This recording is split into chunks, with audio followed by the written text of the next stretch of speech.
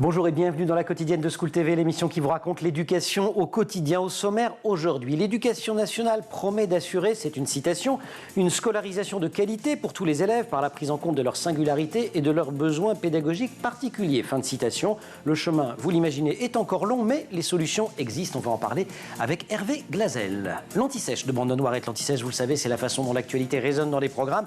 Actu, anniversaire et programme d'histoire et de lettres. Aujourd'hui, Albert Londres est né un 1er novembre.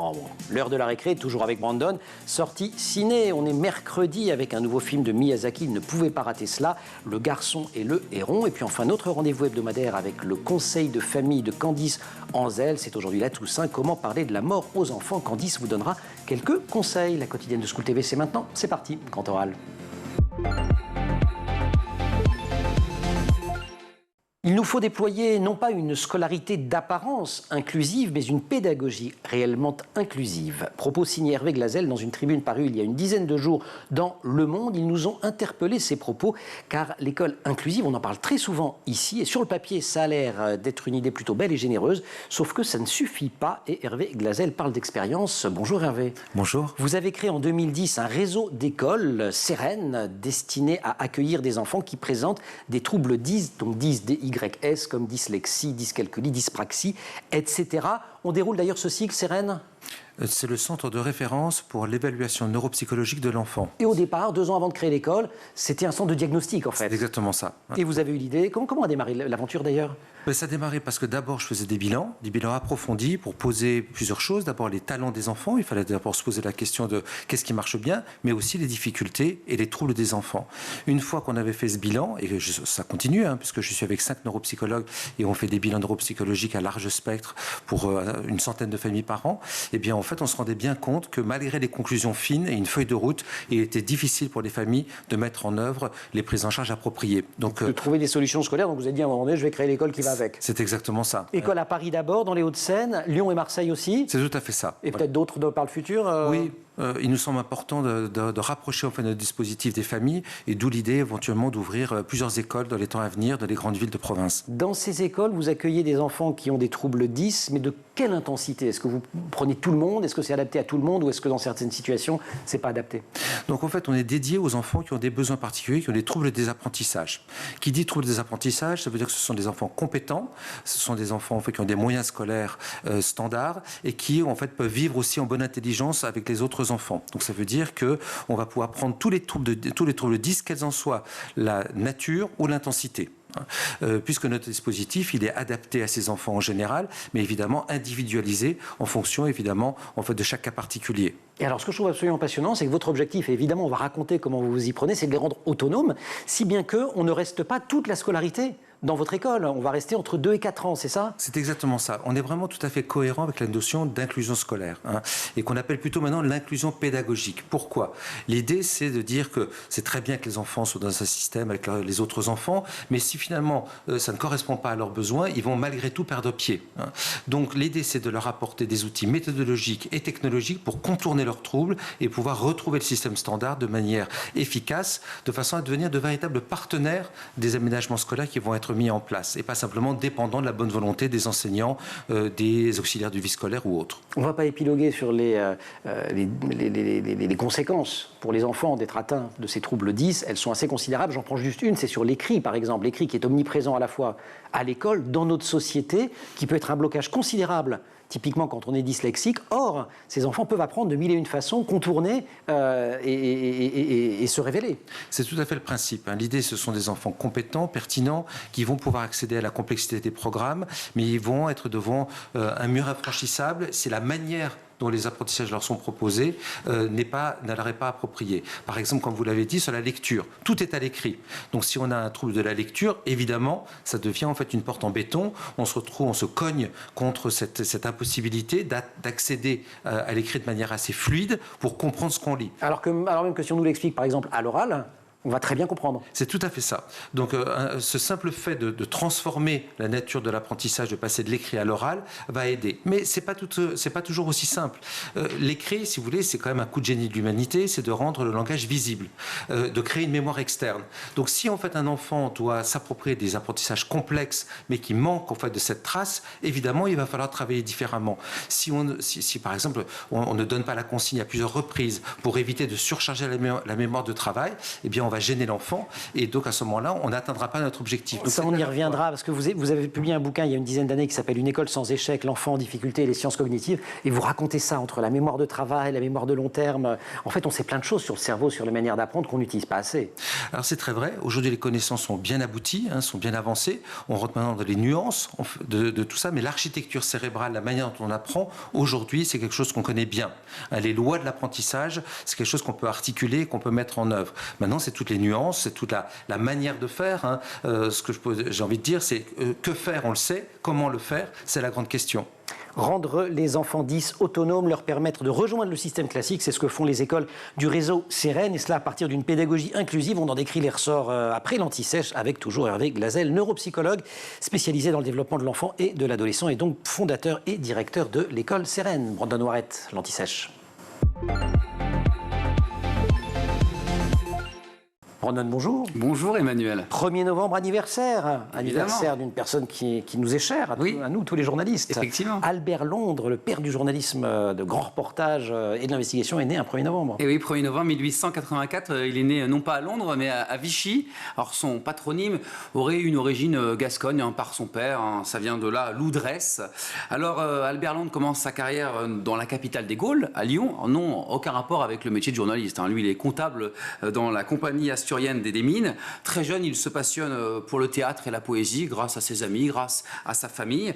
Alors Lyon, c'est bien, mais Albert a beaucoup d'ambition, il a des rêves. Il veut vivre son French Dream, donc il monte à Paris. Arrivé dans la capitale, il publie d'abord des recueils de poèmes. Il découvre aussi, on est à la fin au tournant du 19e et du 20e siècle, la vie de Bohème, mais sa vie bascule.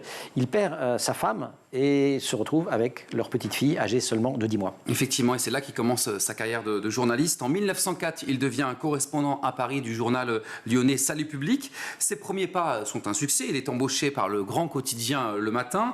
Il suit l'actualité parlementaire et commence à écrire des chroniques politiques à la Chambre des députés, des chroniques non signées, comme le veut la tradition de ce journal.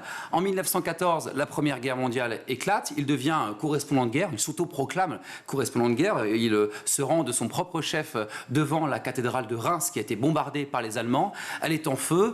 Il devient correspondant de guerre. Il signe son premier article de son nom, de sa plume.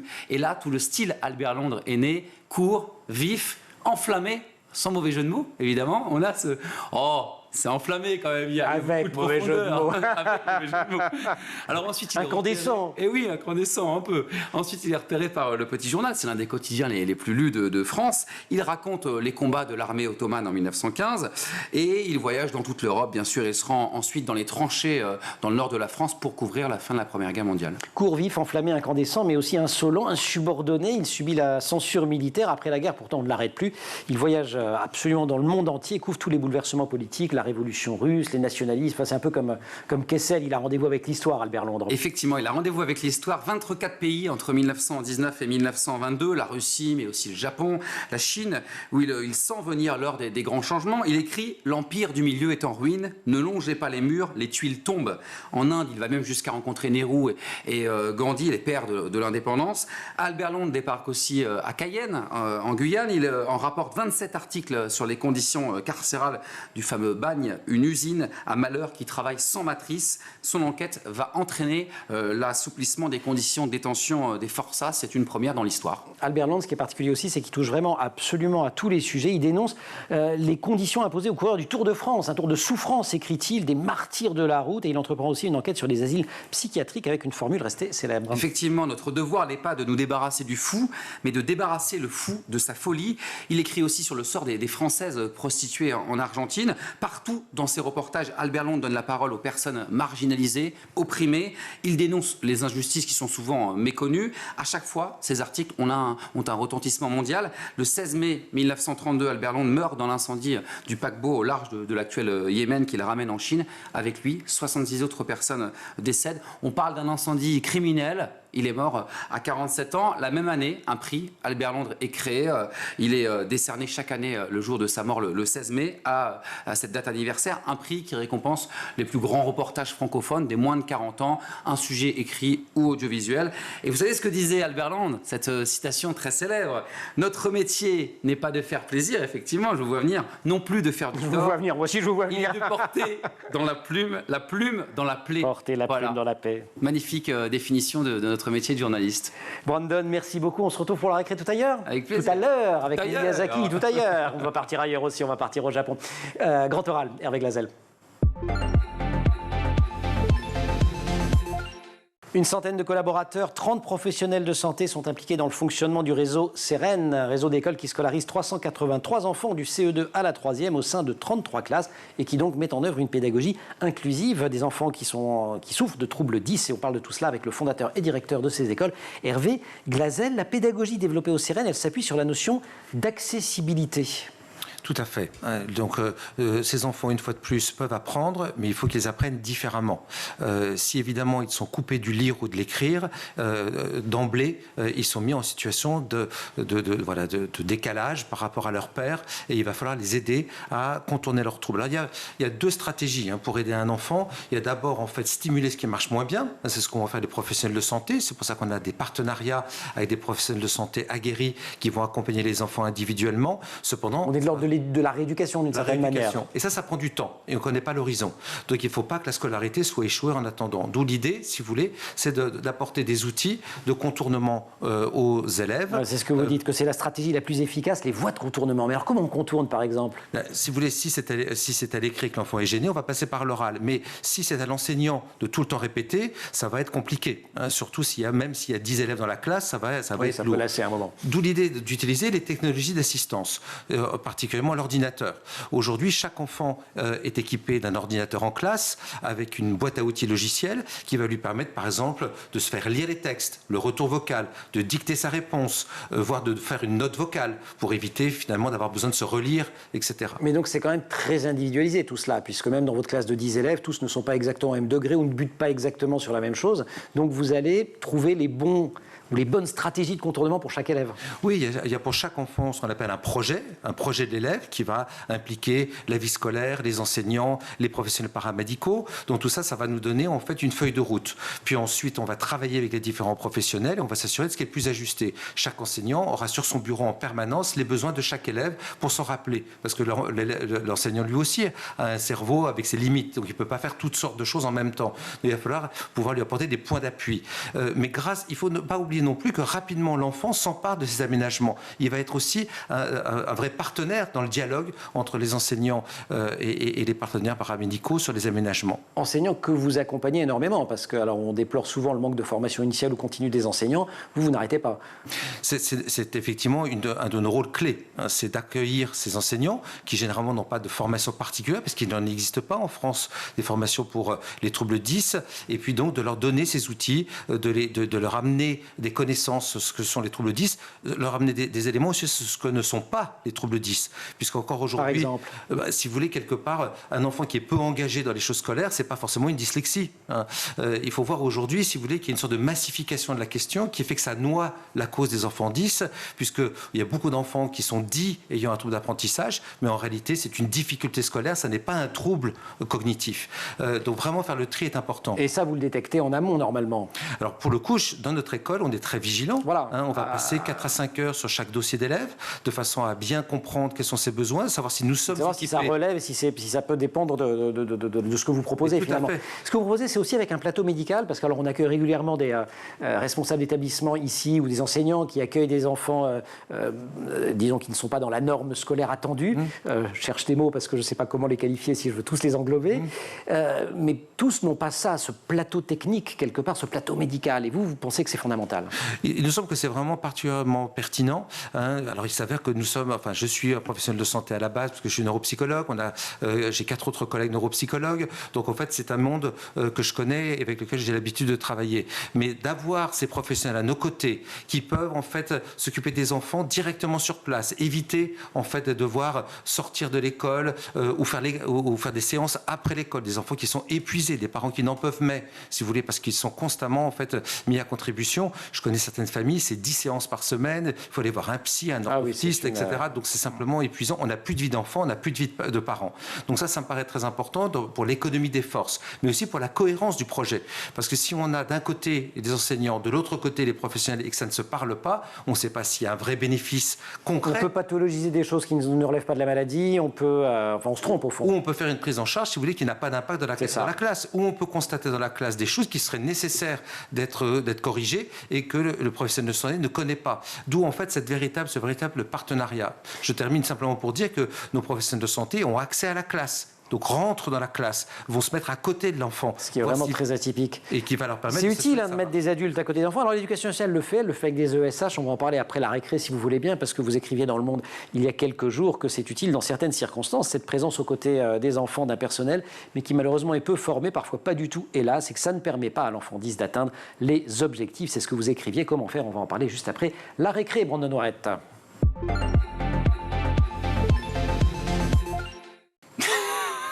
Mais donc vous n'allez pas refaire un fou rire, Brandon.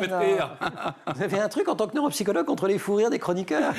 Il paraît qu'on gagne de l'argent quand on rigole. Donc c'est pas vrai. Oui, bah oui. Ah oui, c'est vrai, on avait fait une chronique là-dessus. Je rigole beaucoup. J'essaie de... 1er novembre, mais surtout mercredi, sortie cinéma, Miyazaki, vous adorez, c'est le studio Ghibli, célèbre studio, Le Garçon et le Héron, on débarque sur les écrans. Effectivement, le maître du cinéma japonais de 82 ans est de retour avec son 12e long métrage, toujours avec son producteur historique du studio Ghibli, Toshio Suzuki. Alors Miyazaki, c'est quoi? C'est chef-d'œuvre sur chef-d'œuvre, évidemment. Princesse Mononoke, Le voyage de Chihiro, Le chapeau ambulant, effectivement, Voisin Totoro. Et ce nouveau film, L'enfant et le héron, c'est l'adaptation en fait d'un roman qui date de 1937 d'un certain Genzaburo Yoshino qui s'appelait Vous, comment vivrez-vous? Alors ce film donc, se déroule durant la Seconde Guerre mondiale, raconte l'histoire d'un orphelin de 11 ans. Il quitte Tokyo pour rejoindre le village natal de sa maman avec son papa. Il s'installe dans un manoir. Il va faire la rencontre d'un héron assez particulier et il va le guider pour l'aider à découvrir le monde, le comprendre et faire son deuil. Bonne annonce. Mahito.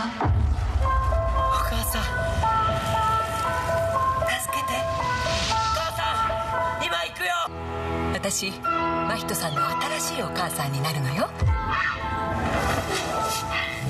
このお屋敷には時々妙なことがありましてな。真人、助けて。何人も死人や怪我人が出たそうです。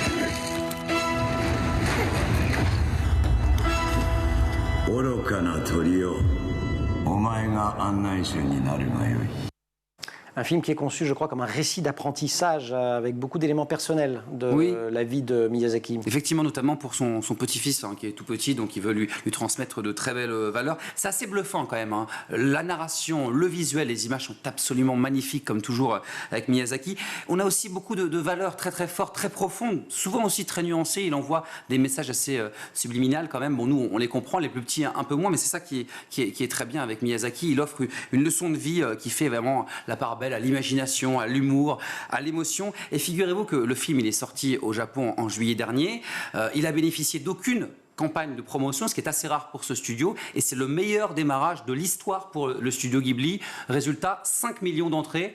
Le public japonais a adoré. Bon, en France, forcément, on va adorer, donc ça vient de sortir. La meilleure campagne de promotion, c'est les enfants, les réseaux sociaux. Et oui, les parents, parce qu'un public très très large, et c'est Brandon Noirette, vous avez fait la chronique, ça va on adore, magnifique ce film. Génial, magnifique. Merci beaucoup. Grand Oral, Hervé Glazel.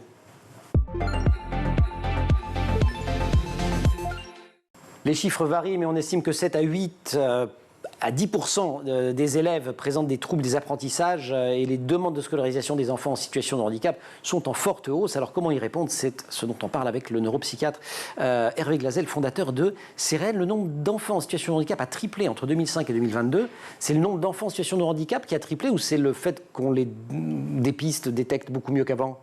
Alors c'est net, hein, bien entendu, il y avait déjà des enfants en difficulté autrefois qui avaient des troubles mais qui étaient non repérés dans les écoles. Aujourd'hui, on a des outils, on a des modèles et on est beaucoup plus capable, si vous voulez, d'identifier les troubles. C'est ce qui explique, si vous voulez, évidemment, le nombre très élevé. Mais il y a aussi un changement de paradigme parce que le système, la société a bougé. L'éducation nationale aussi a fait son travail. Donc finalement, cette reconnaissance est devenue plus courante, plus facile, si vous voulez, et donc ça aide un nombre plus important d'élèves. L'école inclusive, je mets des guillemets, je ne devrais pas, c'est pas très gentil, mais enfin disons cette école que l'éducation nationale prétend mettre en œuvre, elle mise beaucoup sur les fameuses AESH, donc des personnels qui accompagnent les enfants dans les classes. Vous dites c'est une impasse ce système. Oui, alors il faut d'abord en fait reconnaître... Et on précise, pardon, en disant tout ça, qu'on ne dit pas de mal des individus, des AESH qui font le boulot.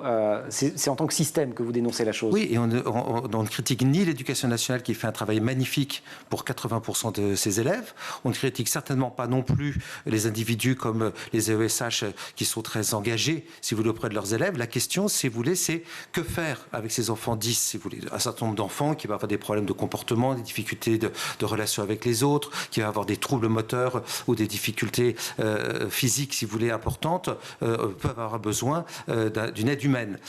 Cependant, si vous voulez, les enfants 10, c'est l'aspect lui-même de l'apprentissage qui est touché. Donc finalement, un AESH qui n'est pas formé, qui ne connaît pas bien en fait les troubles, ça ne peut pas être un enseignant bis, si vous voulez, qui va faire ce qu'il faudrait faire de manière chirurgicale au bon moment, là où l'enfant en a besoin. Et au fond, il faudrait un enseignant bis.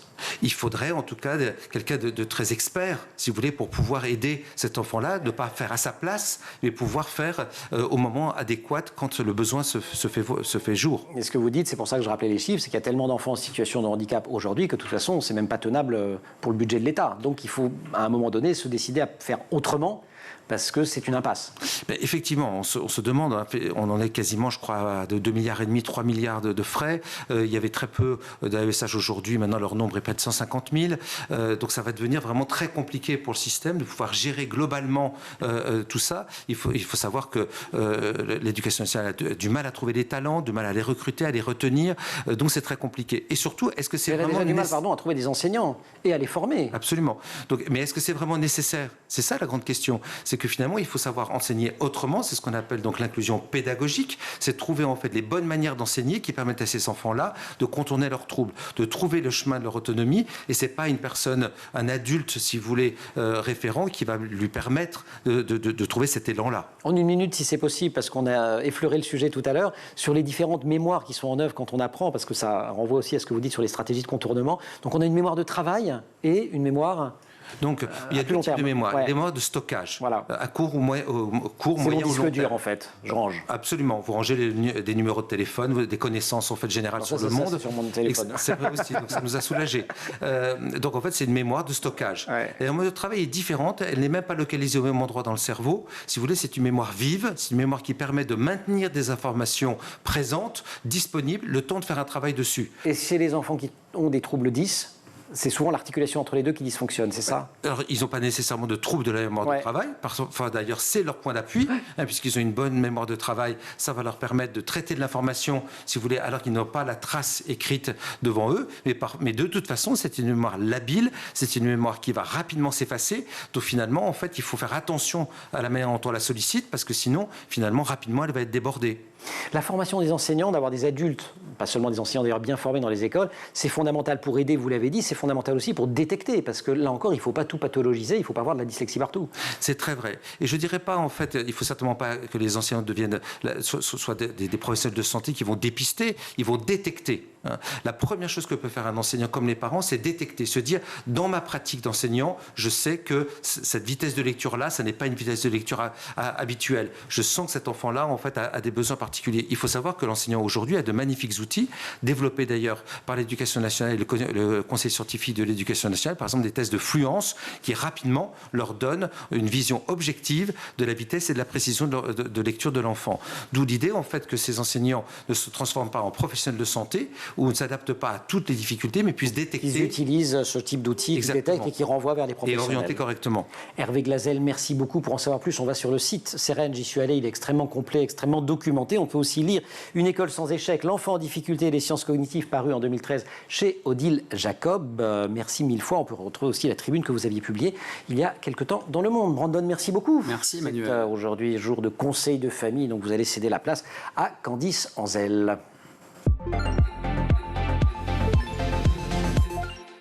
Conseil de famille, c'est notre rendez-vous avec Candice Anzel. Candice, bonjour. Bonjour. Ça va bien? Ça va super. Bon, pourtant, c'est la Toussaint.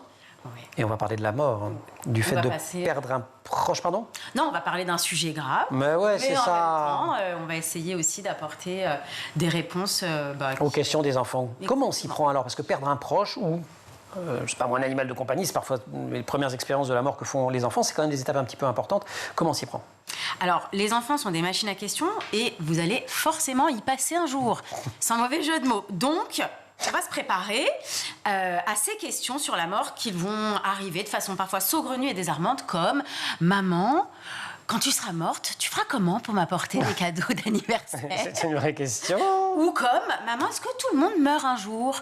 Même toi? Même moi? Oui, chérie. Tout le monde meurt. Enfin, tout le monde, non. Il n'y a que Michel Drucker qui est immortel. Immortel. Mais sinon, tout le monde meurt. Alors oui, c'est un sujet délicat, voire tabou dans certaines familles, mais c'est l'une des réalités inévitables de la vie. Et donc, il faut se préparer et avoir des réponses cohérentes avec l'âge de l'enfant et sa compréhension. Alors, on commence justement par cette notion d'âge, puisque le concept de mort, la compréhension qu'ils ont de la mort, elle évolue avec l'âge. On l'a vu dans une émission récente. Oui, tout à fait. Alors, avant 5 ans, en fait, la mort représente l'absence. Elle n'est en gros ni définitive ni irréversible. Donc, pour l'enfant, la personne décédée peut partir et revenir un jour. Donc en gros, avec le poisson rouge, ça donne, si j'enlève Maurice, mon poisson rouge, de la poubelle et que je le remets dans l'aquarium, est-ce que tu crois qu'il va revivre? Réponse, ne mettez pas Maurice dans la poubelle. Voilà. Entre 5 et 8 ans. Entre 5 et 8 ans, l'enfant commence à intégrer le concept de mort en se référant aux caractéristiques visuelles, sensorielles et d'immobilité. Donc Maurice ne bouge plus, non. Maurice flotte sur l'eau, donc Maurice est mort. Voilà. On finit par comprendre après, alors à partir de 8 ans, il a compris. À partir de 8 ans, l'enfant commence vraiment à comprendre que quand on décède, on ne revient pas, que c'est définitif. Donc, RIP Maurice, maman, est-ce que tu peux m'acheter un autre poisson rouge demain? Ouais, c'est là où on parle argent de poche, mais ça, on l'a déjà fait dans l'émission. Vous avez des conseils pour expliquer le deuil aux enfants de manière un petit peu rassurante? Oui, alors avant tout, il faut attendre vraiment d'être dans un moment calme, approprié pour en discuter, surtout lorsqu'on a du temps devant soi pour répondre à toutes les questions oui, c'est pas des en enfants. de porte. Non, on va pas le faire le matin avant de partir à l'école quand on n'a même pas le temps d'avaler un café, par exemple. Et pour en parler, on peut évoquer par exemple le cycle de la vie en l'illustrant avec la métaphore du bourgeon, donc qui devient une jeune feuille verte, puis plus verte, plus foncée, avant de devenir marron, pour enfin se décrocher et tomber sur le sol. Il suffit de la ramasser, de la remettre sur l'arbre, elle revient. Enfin bon, c'est pas grave. Est-ce que c'est important de montrer ce qu'on ressent en tant que parent? Alors oui, nos émotions, on l'a déjà dit plusieurs fois ici, elles sont légitimes, elles sont utiles et c'est normal de se sentir triste, en colère ou confus face à la mort. Et puis de toute manière, même si vous essayez de cacher ce que vous ressentez, votre enfant est une éponge émotionnelle et il va ressentir votre peine et il verra qu'il y a anguille sous roche et donc plus de Maurice dans l'aquarium. La grande difficulté, c'est quand même de trouver les mots justes. Est-ce que vous avez des conseils là-dessus? Alors, lorsque l'enfant est confronté au décès d'un proche, il est important d'aborder ce sujet avec lui vraiment rapidement pour éviter l'angoisse et la frustration. Donc, soyez honnête, mais ne donnez pas non plus trop de détails qui pourraient être choquants. L'idée, c'est que on peut répondre à ces interrogations, dire la vérité, plutôt que de laisser justement son imagination bouillonner. Donc on va utiliser des termes qui sont simples, avec des mots du quotidien, comme « il est mort »,« il avait une maladie grave » ou « il était vieux », par exemple. Et donc il vaut mieux répondre, en tout cas, avec aux questions. Tout à fait. Par contre, il faut éviter certaines métaphores qui peuvent devenir anxiogènes, voire prêter à confusion, comme « elle est montée au ciel ». Ce qui veut dire que la prochaine fois qu'on va prendre l'avion, on va la retrouver. Ou il est parti pour un long voyage. Il va revenir après les vacances. Exactement. Ouais, je vois ça. Ou il nous a quittés, mais qu'est-ce qu'on a fait pour qu'il parte? Donc on évite également de comparer la mort à un long sommeil, parce que déjà que c'est bien galère de mettre les enfants au lit, si en plus ils ont peur de mourir avant d'aller se coucher, on n'est pas rendu. Dernier rappel sur les enterrements, les rituels. Oui, les rituels. Alors, il n'y a pas vraiment de moment universellement approprié, hein, ça dépend vraiment de l'enfant. Mais l'objectif principal, c'est vraiment de créer autour de lui un environnement de soutien, de compréhension, en tenant compte de sa maturité émotionnelle, évidemment, de sa compréhension et aussi de sa proximité avec la personne décédée. Donc, si votre enfant exprime vraiment le désir de participer à un service commémoratif, eh bien, prenez en considération son opinion, ses émotions, discutez-en. Et si vous décidez de l'emmener, surtout, le plus important, c'est de parler à votre enfant de ce à quoi il peut s'attendre. Et puis on prépare un petit peu, on explique les... Oui, les rituels, les traditions, le fait que il va falloir être calme, il va falloir être respectueux et surtout, il faut s'assurer de pouvoir être présent en cas de besoin pour répondre aux questions de l'enfant et aussi le soutenir et le réconforter s'il en a besoin. Et si votre enfant vous demande une petite citation de Jean d'Ormesson, vous avez ça? Oui, j'ai une très elle a belle toujours une citation de Jean citation. d'Ormesson. Il y a quelque chose de plus fort que la mort, c'est la présence des absents dans la mémoire des vivants. Elle est belle cette Fin de citation, elle est très belle. Candice, merci beaucoup pour ce conseil de famille. Merci aussi à toute l'équipe de La Quotidienne qui se termine aujourd'hui. Sophie Coulon au maquillage, Marine Plantec assistée par Emma Fréry pour la préparation de l'émission et en régie aujourd'hui, avec au son Héloïse Merlin, Théo Boscar pour la réalisation. Vous restez sur School TV, vous nous retrouvez nous en permanence sur Internet et sur les réseaux sociaux.